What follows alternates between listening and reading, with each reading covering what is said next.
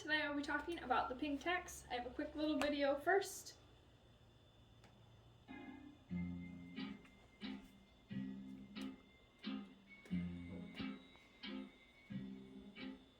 Hand set with 156 brilliant cut diamonds in 18-karat white gold on a custom-made bezel-set diamond chain.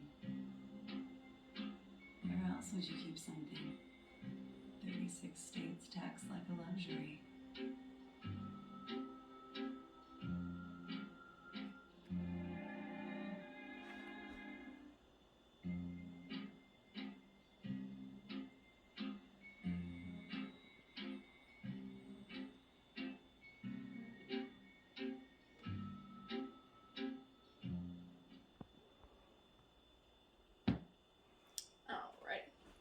The U.S. government should lower the pink tax for women. Women pay $1,351 more each year than men do because of this tax for feminine products, for clothing, for luxury items, as they call it. I want everyone, not just women, to know how expensive it is for us to buy feminine products because of how much the pink tax is. This topic is important to me because not only does it affect me, it affects the women in our class, it affects the women all around the world.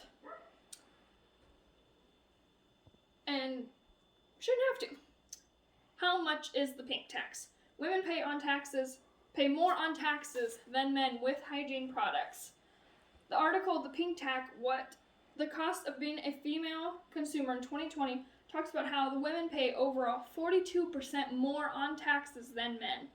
Women don't just pay more on taxes with feminine products, but also with razors. They even when they're the exact same thing, the only difference is ours are pink. We pay 13% more on care products, razors, shaving cream. It doesn't just affect hygiene products. So we pay more for these two simple little things than men have to pay on really anything. The pink tax starts out even as a kid. Have you ever realized when you look at helmets for kids between girls and boys, they can be the same exact helmet, but the girls is just slightly different? That price will be higher on girls, even though it's the same helmet, just maybe a princess and a dinosaur hat. The article, Pink Tax, 9 Things Women Pay More For in Men and How to Solve It, talks about how women's clothing is oftentimes costs more than men's. A single woman will spend an average of $610 per year on clothing for themselves and another $211 per year on shoes. Single men, by contrast, spend $498 per year on clothing and $191 on footwear. Women pay not only on hygiene products, but also some everyday products that not everybody notices, like the clothing, the helmets, all those little certain things. How is the government changing this? There are states that are starting to work on lowering the pink tax. The article, 22 states consider eliminating the tampon tax last year, talks about how far 9 states have exempted menstrual products from their sales tax, and 7 of them have introduced legislation aimed at doing the same. 3 of those 7 are Nebraska, Virginia, and Arizona, and they introduced their legislation in 2018. There are 5 states at the moment that don't actually tax women extra for the products, and that is Alaska, Oregon, Delaware, Montana, and New Hampshire. They're slowly working on getting the pink tax fixed or changed, but many states still have a long way before they will actually have that happen, and before the law or all of that will get put into works. How would women's lives be better if they didn't have to worry about the pink tax? If the pink tax was removed or even lowered in all of the states, that would show more of an equal opportunity for women to be equal with men and not feel like they are lower than men.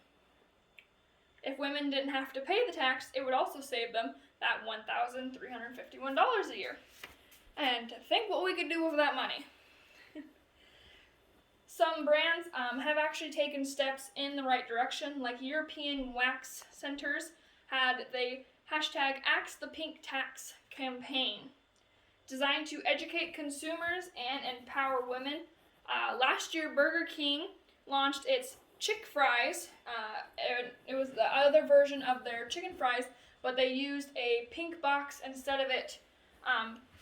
That was more expensive to raise awareness for women. Hopefully, by bigger companies and people standing up to the tax, then it will show more governments why they need to rethink it and one day fix it. The pink tax has been around for a long time, but with people going around and talking about it and informing people, because there are a lot of people that don't actually know what the pink tax is and what causes it. Maybe one day it'll start a chain reaction and it'll cause more governments to see, oh, we should probably change this and this might be good for us. And hopefully one day that will happen. Ooh, hiccups. The problem is that the pink tax is high for women and it's unfair to have us pay more for products that are the same as men.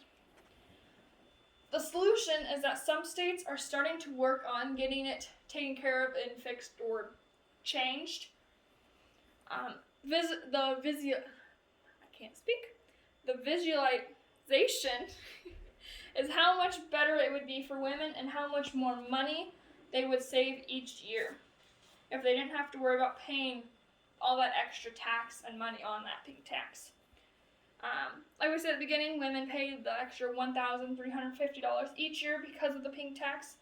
With more people being aware of this, hopefully one day we can get it changed. Women should have the same rights as men and shouldn't have to worry about being taxed on items that are the same, that just because it's a different color that shouldn't have to be taxed on it.